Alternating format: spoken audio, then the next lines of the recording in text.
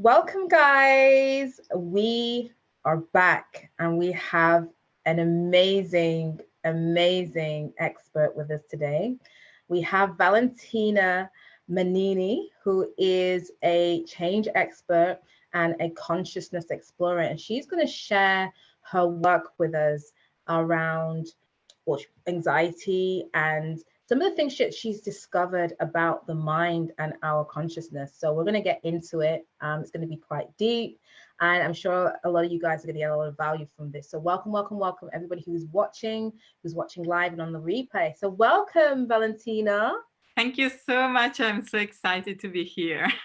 We're so excited to have you, and we really appreciate you coming on to share your work and what you do. So let's get into it. So formally, let's introduce yourself.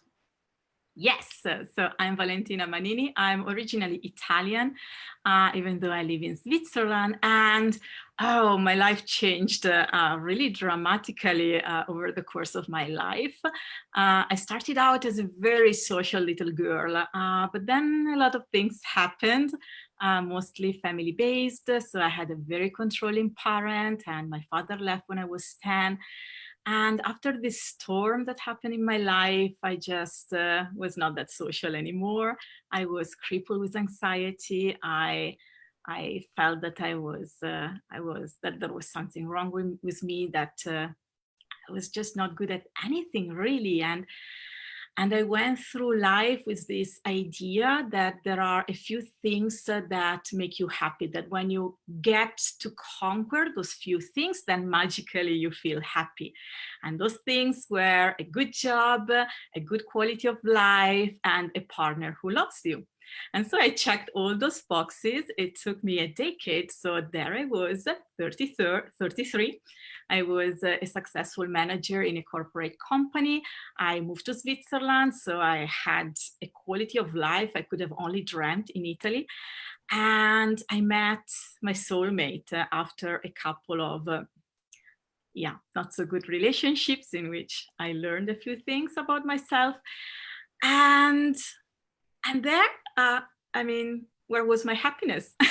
So there was not the happiness I expected to find when all these things happened. And I felt exactly the same I felt before.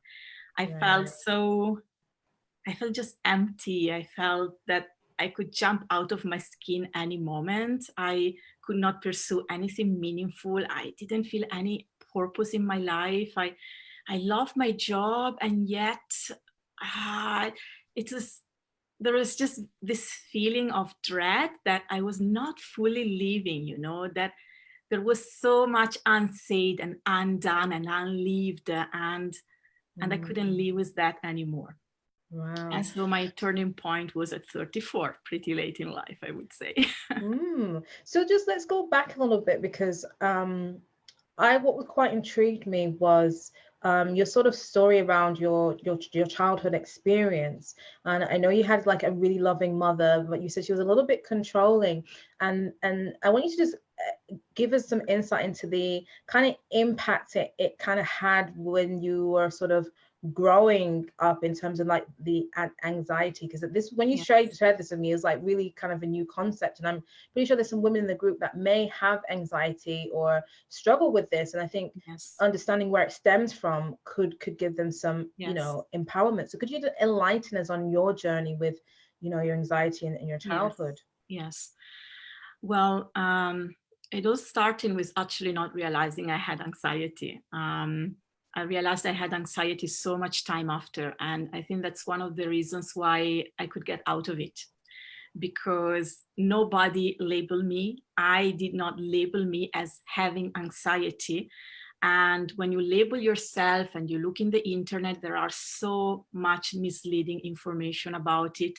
You can read that it's not treatable, that you have to deal with it for life. It doesn't really explain what it is or why it is there. And it just puts a big label on you that sometimes is even associated with mental illness, whatever that means. And so it really doesn't help in getting out of it, in finding an inner balance that allows to live a meaningful life. And that didn't happen to me. I didn't realize I had anxiety. And when I started to go to therapy at 34, even my first therapy didn't call it anxiety. He called it limiting beliefs. He called it a toxic inner voice. And he called it all the things that it was without mentioning anxiety. And honestly, I think that was really good for me, because in just 8 weeks, my borderline eating disorder was just gone. Oh, really? Wow. And so that had a really powerful impact in my life. But that therapy helped me a lot with the eating disorder, but it didn't help me with not feeling good in my own skin, in pursuing anything meaningful. I was obsessed with finding my passions. And that's where I digged deeper into, why did this happen to me? Why do I keep feeling like this? And that's where I started to read books. I only do science, so everything that I say is evidence validated. It's either in books from PhDs and researchers, or in research papers directly, because I really go to the source of things. And that's where I discovered that anxiety is a pretty name that we give to something that happens when we are very little, usually in the first 6 years of life. So at the time in which we are not really conscious of what is going on. And what happens is that because modern society puts so much pressure on parents, and indirectly, of course, on kids as well, what happens that parents unwillingly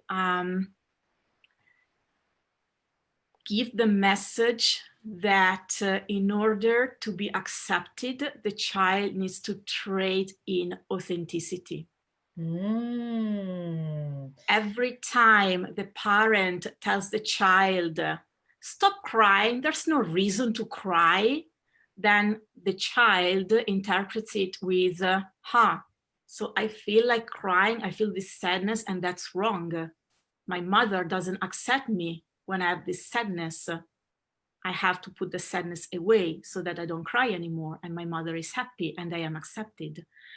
Because for a vast majority of our evolution, we lived in small tribes, and being not accepted in a small tribe, honestly, it kind of meant dying. So it had a pretty dramatic consequence. And so even though modern society, modern families are so much, they left the tribes behind at the conceptual level, at heart, we still need a lot of those things. So we need a sense of community. We need to be accepted by our closest family. And we need that we are contributing to it. We need to feel that we are sharing the values. And so it's all about acceptance and safety. And when for many reasons we don't feel accepted or we don't feel safe, then two things happen. One is that we disconnect from our core, and people call it in different ways. Some people call it heart, other people call it essence, higher self, inner truth, soul. You can call it however you want it, but it's the same thing. You basically disconnect from who you really are intuitively. It's just that container that is capable of healing, of connection, of deep self-love, and we just disconnect from that. And with it, we disconnect from the inner voice that comes with it. So the inner voice that is compassionate and supportive and loving and friendly. We disconnect from that. And we create something in place of it. Wow. So that's quite pertinent, because when you mentioned that, like, that from like a 6 years old, or, when our parents kind of dismiss us, and sometimes they don't know the impact, but basically what you're saying is that those behaviors actually silence a child's voice. And so they basically become inauthentic, because they feel like if I display my true feelings, I'm going to make mommy upset, or I shouldn't have these feelings. And Yes. so this is how we actually now, because it's funny, it's so amazing you're saying this, because there's so many people that I meet, and even in this group, that people don't know what they want, or they feel empty and meaningless. And it's interesting that this actually could be linked most likely to the fact that maybe throughout their lives they've really just shut down their voice, their inner voice. Yes. And so they don't know how to feel into what it truly brings them alive, or truly, what they want and what they Yes. need for Yes. fulfillment. So what was your kind of major sort of turning point for you, Yes. when you kind of said, I really cannot do this anymore? And what did you have to do to Yes. get to the point where you're at today? Yes. Yeah, first of all, as I said, I did a first round of therapy, and that helped me a lot with the eating disorder, which is actually the thing that brought me really to understand, okay, this is getting worse. I'm the happiest I've ever been, but it's getting worse. It doesn't match up. And so I went to therapy, and he helped me overcome that, even though I didn't understand truly how that worked. And I really need to understand. That's just a part of who I am. Right. I need the knowledge, I need the understanding. And so I went deeper, and I went deeper into the full-blown psychology obsession and science obsession, neuroscience, whatever that is. And I dramatically at the same time, my partner just happened to be a brain scientist, so he was also helping me to bring light to certain truths. And I started also to hang out with a group of academics in the psychiatry and psychology and therapy environment, and that, of course, also widened my horizon. And it kind of exploded, because I became obsessed with what it means to be human. And before this major shift in which I truly connected with my purpose as the person that I am and all my passions, because honestly, it just exploded. My mind exploded. I became obsessed with finding my passion. I thought that if I found my passion, I would have finally found my purpose. I didn't understand yet about reconnecting to my core. I was at the beginning of this journey. My inner voice was a little more gentle, but not so much. So basically, I just treated the behavior, which was the eating disorder, but inside, everything kept going on as before. Right. I just managed to, let's say, to tell my very harsh inner voice just to shut up every once in a while. That's it. But it didn't shift. The stuff that it was saying was exactly the same. And I was still stuck, not feeling purpose, not feeling meaning, and not having any idea of what was my passion in life. And so I went down the rabbit hole of that. And at some point I had one of the hardest insights of my entire life. I basically saw very clearly that I didn't have any hidden passion. I thought that these passions were hidden inside of me because I had some in childhood, and they just were trapped somewhere and I couldn't see them. And so I looked for them actively. And what I saw was a black hole of emptiness. Oh, wow. And that for a couple of weeks was pretty devastating, to be honest. It was not the answer I was looking for. And then I realized, with the resilience that you just acquire when you embrace exploration and you embrace change and you embrace growth, you develop this mindset of resilience and growth, in which, even if at times you might feel desperate, you just keep working on your way out and a way to make your life better. And I realized at some point that that was a wonderful thing. It's not what I expected. It's not what I wanted, But that was amazing. How many people at 35 get the chance to choose, fill up themselves with anything that speaks to them all over again, and to just rediscover. So that's quite interesting. So are you saying that there wasn't actually any latent, you know, big overall passion, but that actually it was like now open to a new possibility of anything? The funny thing is that both were true.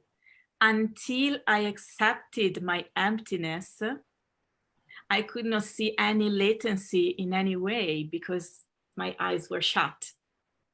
Until I embraced how I felt and where I was, I didn't have the space to look inside because I was just looking outside. Where is my passion? Maybe I try a little bit of this, I'm not motivated. Maybe I try this, I'm not motivated. It was about really tuning in with how I felt, because we are trained to discard our emotions, especially when they're negative.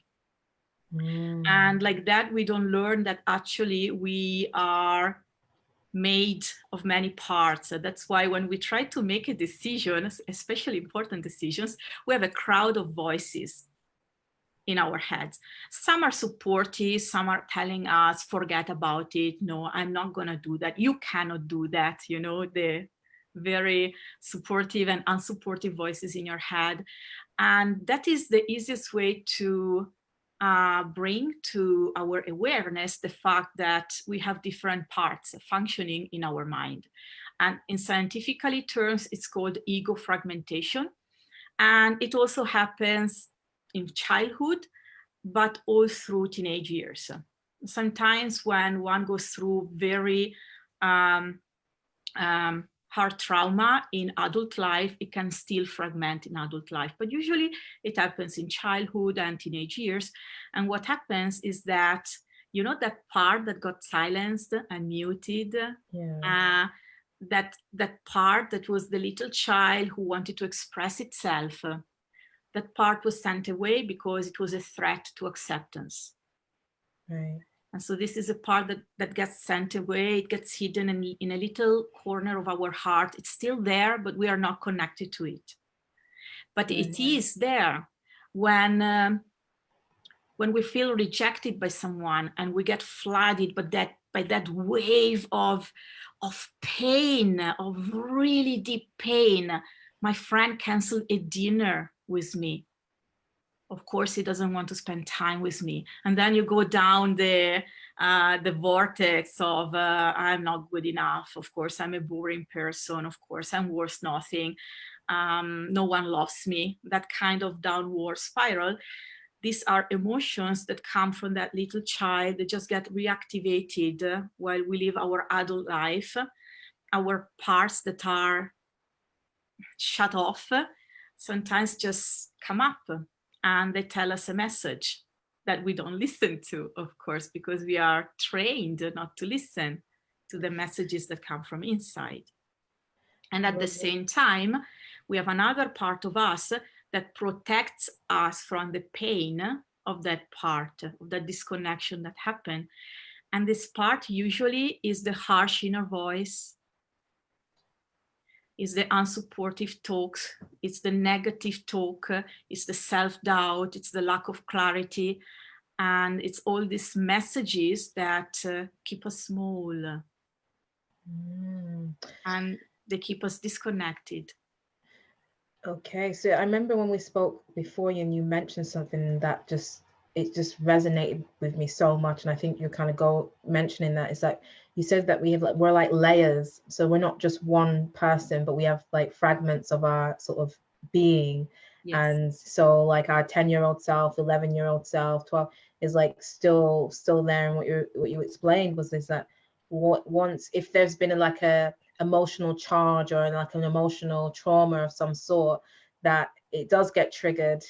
Well, it could get triggered in adulthood, and it kind of brings that sort of self up.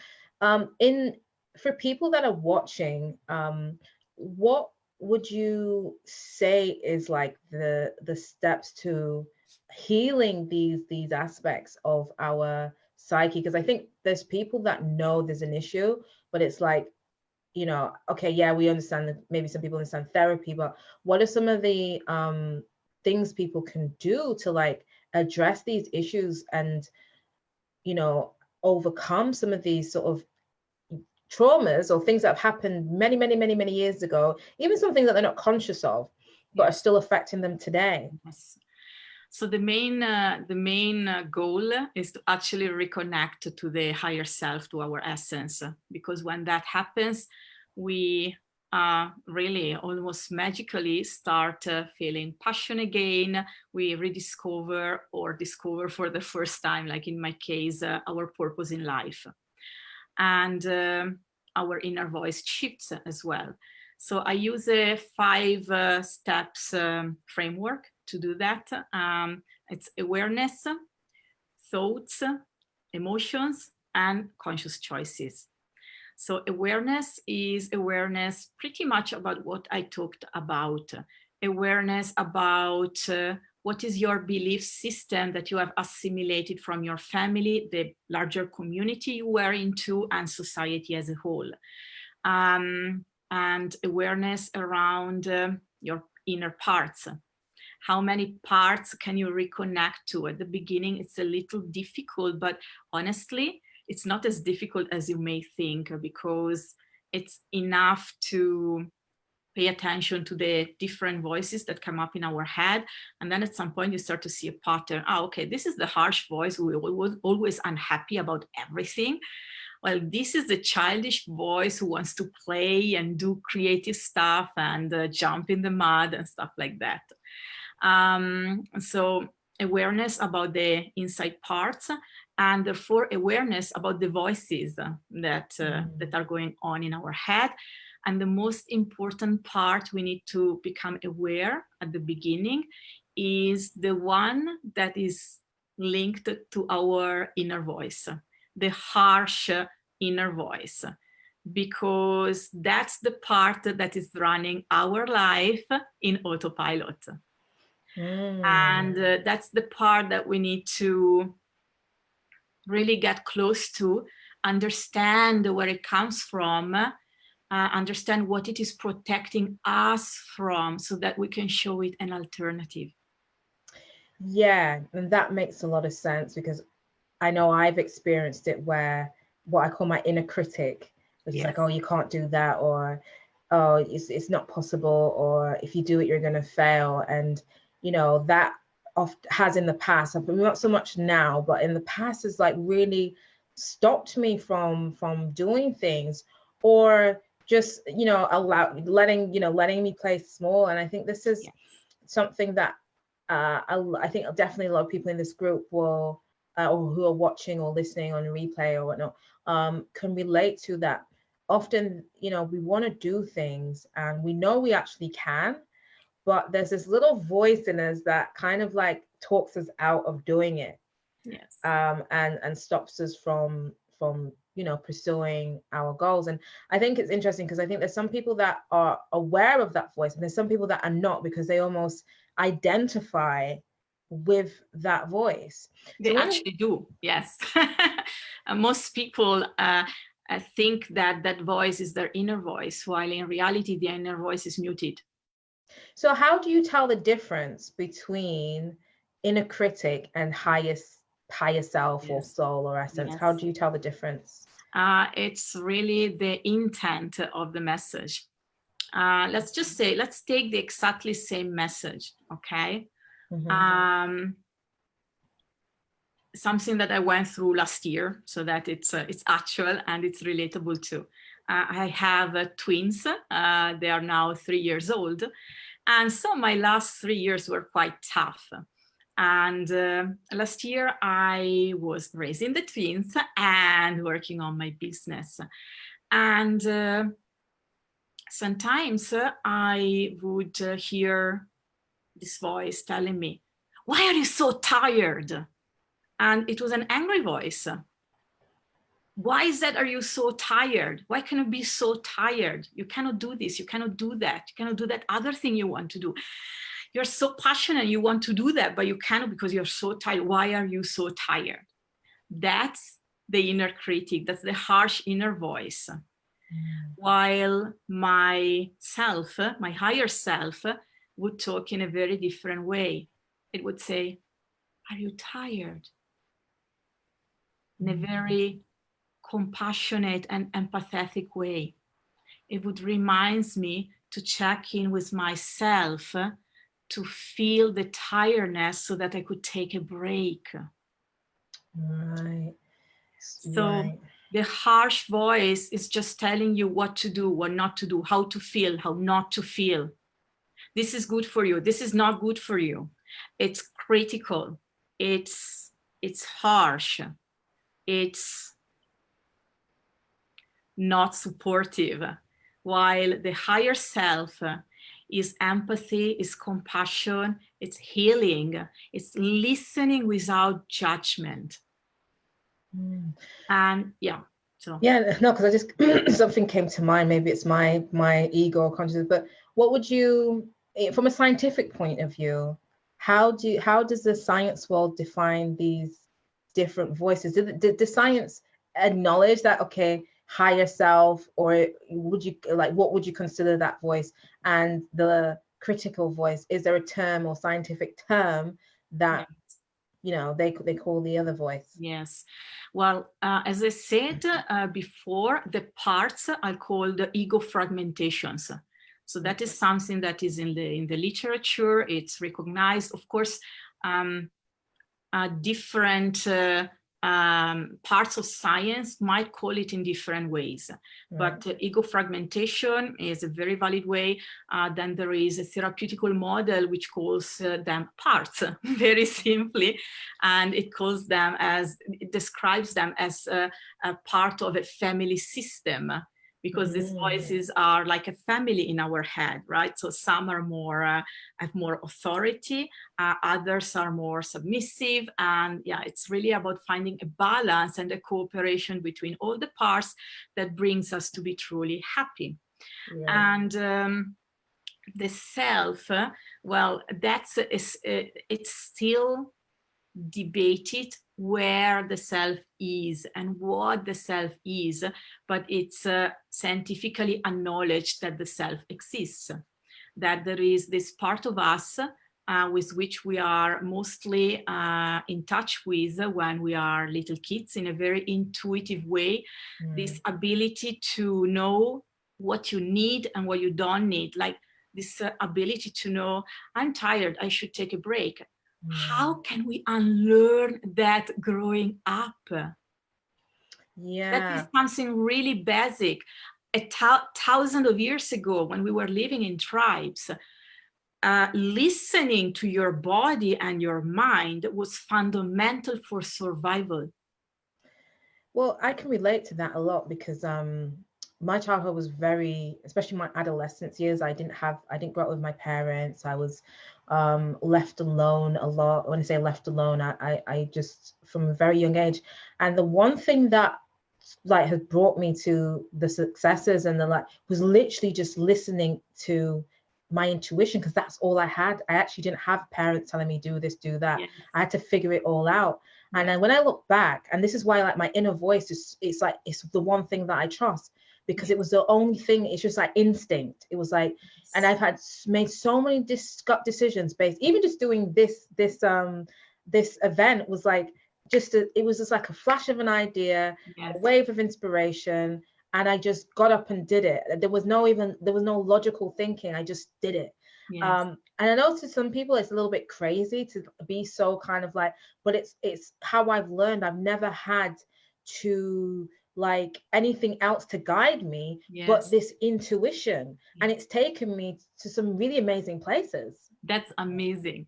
Well, you see, for me, my intuition was killed very early on because my mother was so controlling that I had to behave in a certain way.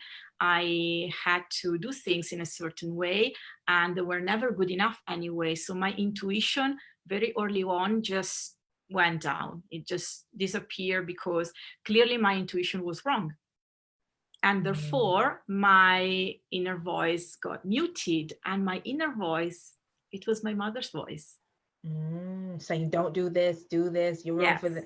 Yes, the hypercritical, I know what you should be doing and it's not what you're thinking about kind of voice. And it just led me to paralysis, because I couldn't start or finish anything, because I was just constantly doubting myself. Why would I even start something? I'm not going to be good at it anyway. And why would anyone love me anyway when I am just this, right? And so for me, it took me a lot of work to re-access my inner voice and my intuition. So as I said, awareness is the first step of the framework, because until you get awareness about this, it's really difficult then to work on them, because without awareness, you basically don't have the foundation. That's really, no, it's really powerful, because I think it's, as you're talking and I'm kind of just assessing, you know, people that I've met throughout life, and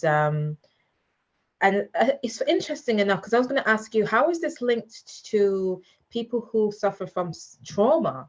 Because I don't know, people who become heightened in their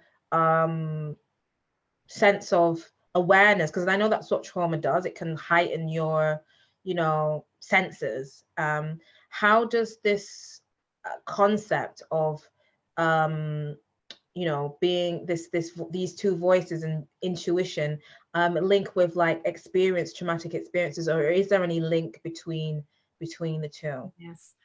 Well, the interesting thing is that there is not a big difference. Actually, there is almost no difference, because what happens in the brain is the same thing. Parts create themselves. What changes is how strong is the protective part, and how overwhelming is the part that has been exiled. So that's just the main difference, is how strong are the parts that got created in the roles. Right. And in the way in which they affect your life. But this sensitivity is very interesting, because what happens is that this sensitivity is fundamentally fear. It's terror of reliving in any way any of the components of the trauma. And that leads to one thing only, unfortunately, and that is life avoidance. That I can relate to. A lot. And I think, and I wanted to touch on this because I know there's people who avoid, like, even just relationships, love and intimacy, because maybe like their first love, or they was in a domestic abusive relationship, or, you know, they suffered some sort of trauma. And so now that experience is kind of like shaped them. And so getting into new relationships are challenging, or they avoid getting into relationships. But then there's a question I have, because there's the other spectrum where somebody's been in like a traumatic relationship that shaped them, but then they repeat the cycle. So what's going on there? It's simply lack of awareness. When my first relationship, I wouldn't call it abusive. That would be unfair, but it definitely contained several aspects of emotional abuse, in the sense that I was being cheated on, I was being disrespected, and I was being told things that were not true. I was being lied to, and I let all those things happen. I forgave for the cheating, because my feeling of self-worth was so low that I just believed that if I left him, I would have been alone for the rest of my life, that I couldn't find anyone else in the whole world who would love me. And that's so ridiculous, right? Of course, I know now, of course, and a lot of people learn later that that's a story that we tell in our head because of our toxic beliefs, because of what happened, of the trauma, of the disconnection, but that's what happens. So two things can happen, right? Well, first of all, after 5 years, I decided to end that relationship, even though I truly believed I would have been alone for the rest of my life. So I took the conscious decision that living like that was worse than being alone. And that is something that some women have such a low self-esteem. They went through so much trauma that they cannot imagine that. They cannot imagine a different life. You know, when I was 12, it was the worst moment between my mother and my father. My father was away most of the time. When he would come home, they would fight, just screaming and even throwing stuff around. And when I was 12, I was persuaded that I would die young because I couldn't imagine myself out of that reality. So that was my reality. And I couldn't believe that it could change in any way. And so I was sure, yeah, I'm not gonna grow up. Of course I'm gonna die. I mean, it's just not possible that my reality changes. And so that's what trauma can do. Trauma can persuade you that that is your life, that there is absolutely no way you can escape it, and there you stay. So some people just stay. The people who manage to escape the relationship and to leave the relationship, but who don't do the work to understand why they felt attracted by that relationship, will find another partner with the same characteristics. Let's say that you were raised by a disrespectful, controlling parent. It comes along that you're gonna find a disrespectful and controlling partner. Why? Because you have persuaded yourself that your worth is being controlled and being disrespected, that that's your role in life. And until you don't work on these beliefs that you have about yourself, you're going to find a partner who gives you exactly what you think you deserve, to be controlled and disrespected. And it's the same for narcissists. Those women who keep ending up in narcissist relationships, I'm so sorry for them. Living with a narcissist, it's really, it's torture. And they keep doing that to themselves because they have a narrative inside, they have toxic beliefs that tell them that they are a certain kind of person. And this kind of person keeps feeling attracted by the obnoxious, by the arrogant, by the self-assured, by the manipulative. That's probably what they went through when they were children, is what they know, is what they grew up with. Yeah, and I think that makes, again, a lot of sense. It's almost like you, not even consciously, but subconscious, because there's a lack of awareness, seek out what you're familiar with almost, or what you're used to. Yeah, just what, it's so perverse. You just look for what validates your vision of yourself, other people, and the world, because that's how we are wired as human beings. So it is actually like a validation of what your belief is based on your reality. Yes. Because if we didn't validate it, then our reality wouldn't, it would make us almost feel insecure in our reality. Oh, basically. It would make us, it's so really, it's very messed up. But yes, when our reality, inner reality, is not validated, we feel unsafe. And we are wired for safety. Yeah. So that means that we are gonna put into action all possible defense mechanisms so that doesn't happen. Including so we do everything going back with the maintain. Yeah. Including behaviors that are self-sabotaging. Absolutely. Especially, yeah, we are really good at that. Yes, we're very, very good. Yes. Right. This is like really, really, really interesting. And I'm just getting so much like aha moments as you're speaking. So you say awareness is like, so knowing that you're actually doing this, and this is a, you know, there is something within that could have stemmed from wherever that is affecting your behavior. And I'm guessing, because I was saying this to a friend the other day, it's like, I've noticed this in business, like even within like what I do.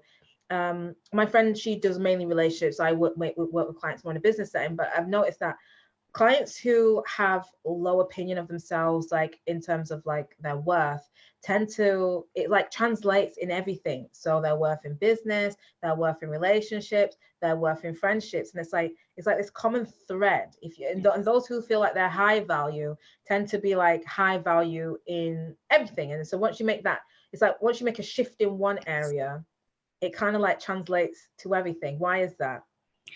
Because we need to validate our perception of ourselves in everything we do. It's not that you have a different perception of yourself in business, in life, in usually when you have a low self-worth, you're gonna carry that like a very heavy bag on your back, right? You carry it with you every day, wherever you go. You carry this, I'm not worthy, I'm not worthy. And so when you talk with other people, the subliminal mimics is I'm not worthy. While when you know your value, then I am worthy. And somehow you scream it out into the world, and it just emanates from your business, it emanates from your relationships, and you teach it to your children.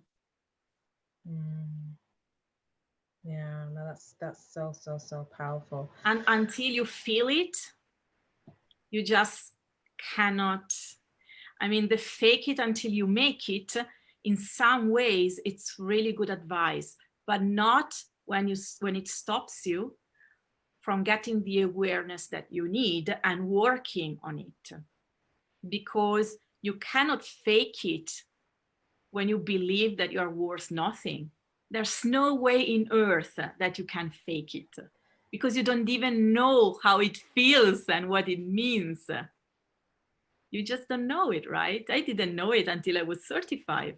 Yeah. And do you feel like for those who are like not aware and not even conscious of this, do you feel like it usually either takes like a massive sort of catalyst, or let me ask you, what does it usually take for somebody who's not aware but going through the rungs for them to actually come into this consciousness that actually there's something not right?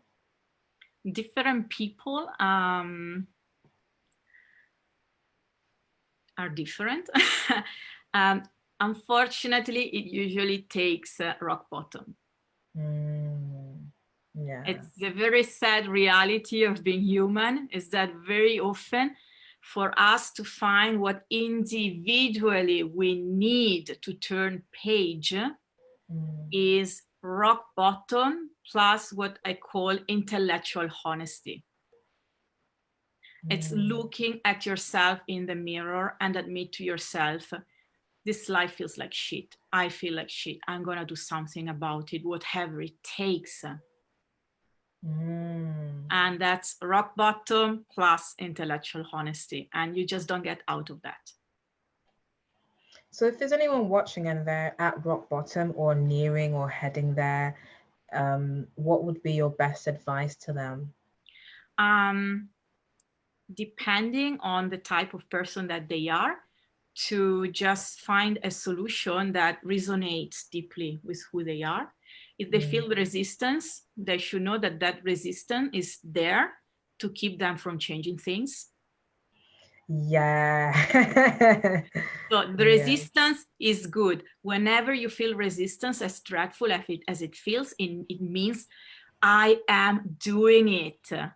Resistance is good. It means I am doing it. Right now I'm doing it. Therefore, my old belief system, my old identity, my everything is telling me that's dangerous. You want to change things. What if you die? Right. So that's how you feel, right? That you cannot, right? But when you feel like that, it means that you're really moving things in the right direction. And so depending on the person that you are, either find a good coach, a good therapist, a good psychiatrist, depending on the range of trauma where you are. I started out with therapy, but then I went down the rabbit hole of research. And apart from the initial jump forward I did with therapy, then my biggest jump forwards came with 2 books. Of course, among the, I don't know, 100 plus I read, but 2 books and consciousness exploration. These were just, that's what I found to be what helped me the most, really, in my journey. And nowadays, of course, I read and I discuss with other people who are passionate about the same topic.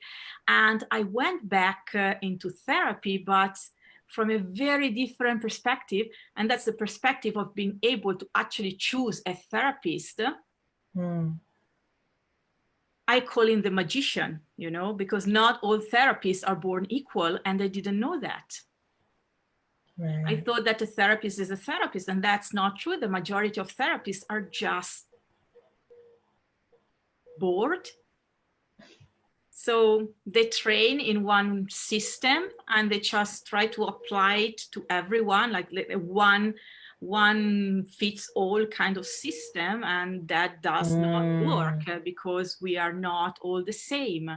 So finding a therapist who is specialized in cognitive behavioral techniques and who knows many of them and then can really intelligently apply them, that's the minimum. And right. Yeah.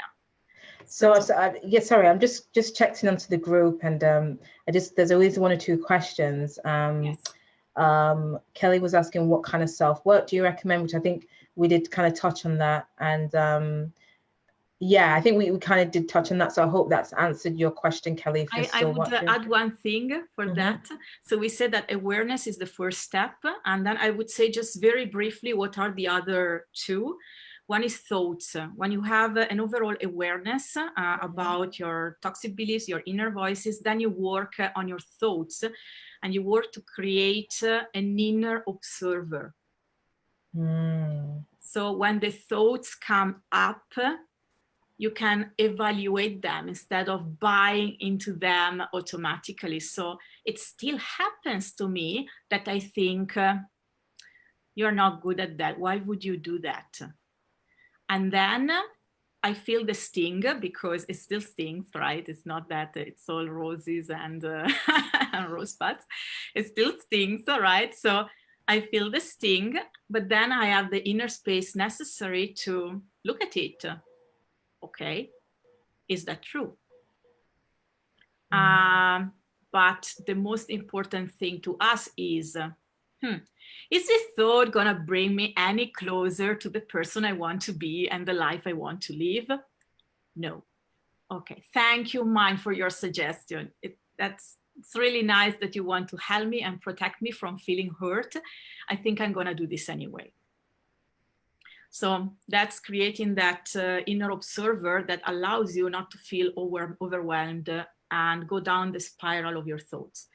And then there is the emotion component, which is the same thing of the inner observer, but for emotions. And we are raised to detach from emotions. And that fuels the disconnection. There's just no other way around. So there is a very easy framework to change that and rewire the relationship with emotions, which is acknowledge the emotion, be with the emotion, the same way you would sit with a close friend who is in pain, just giving empathy and compassion. Do that with your emotion, knowing that that emotion is not the totality of you.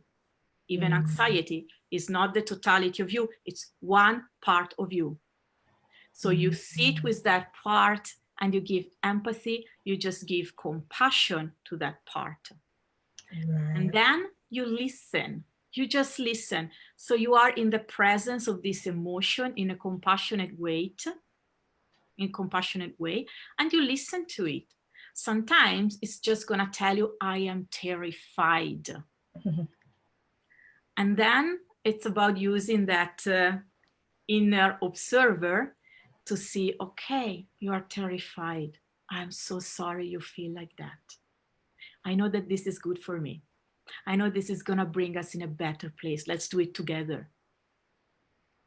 but not to make the emotion go away. Because when you hear the message, usually the emotion has already transformed into something else. Because emotions mostly just need to be. It's when we struggle, when we try to fix it, to send it away, to avoid it, to turn it into a right emotion. Right. that we make that emotion even stronger and even more overwhelming. Right. And then the last part of the framework was just conscious choices. When you have the awareness, you have the inner observer, and you can sit with your emotions, then you have everything it takes to make choices which are conscious and intentional, and not in autopilot, not choices that are automatically made in your subconscious, but choices that you are, okay, right now I'm choosing this because this is what matters truly in my life. I know it. And believe me, at the beginning, it's really hard to keep remembering it. Even now, sometimes I forget that my kids come first. And one thing is saying it, and another thing is living it by putting the business one little step down every time. Because there are three, and they will not be three ever again. This is when they need me. They need me the most until 6, so that their belief system is not screwed up. Yeah. And so it's still difficult sometimes to remind myself when I'm in the core of my business and passionate and, ignited by it. And I need to say to myself, okay, now this can wait until tomorrow, because now it's the time with my kids. And it's still hard, but it's a conscious choice. It comes from my heart. That doesn't mean it's not hard, but yes, that's how that works. So I hope this concluded a little bit the yeah, no, it did.